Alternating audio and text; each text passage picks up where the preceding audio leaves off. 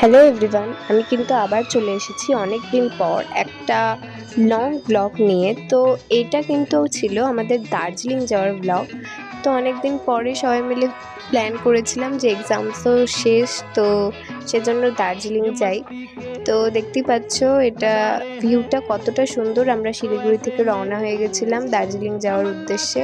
আর এখানে কিন্তু ছিল ভীষণ ঠান্ডা। এটা আমরা এক জায়গায় হল্ট করেছিলাম রাস্তায় ব্রেকফাস্ট করার জন্য। তো সেখানে প্রায় ১২ ডিগ্রি টেম্পারেচার ছিল, মানে আমরা দার্জিলিং পৌঁছাইনি তাতেই ১২ ডিগ্রি টেম্পারেচার ছিল। আর ওটাই আমি বলছিলাম, আমি তো ঠান্ডা একদম কেঁপে গিয়েছিলাম।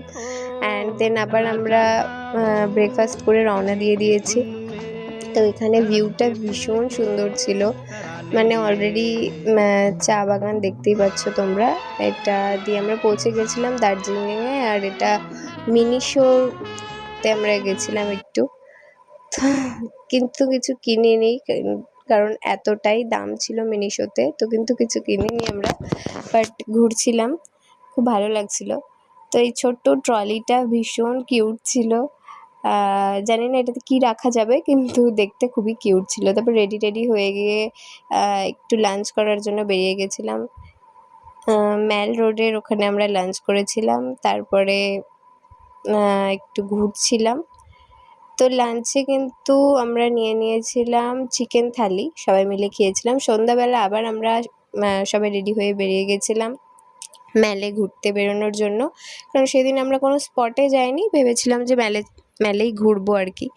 তো এখানে গ্লিনারির ওখানে ছবি টবি তুলে আমরা ম্যালে যাচ্ছিলাম। আর এই সুন্দর ক্যাফেটায় আমরা বসেছিলাম, যেখানে খুবই সুন্দর অ্যাম্বিয়েন্সটা ছিল, গান হচ্ছিল।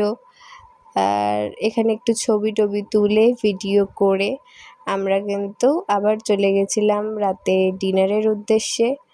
তো এই মা কিউটি, এখানে আমরা অনেক পোজ ভিডিও, প্রচুর ছবি তুলেছি, প্রচুর ডিনার করে আমরা কিন্তু চলে এসেছিলাম হোটেলে।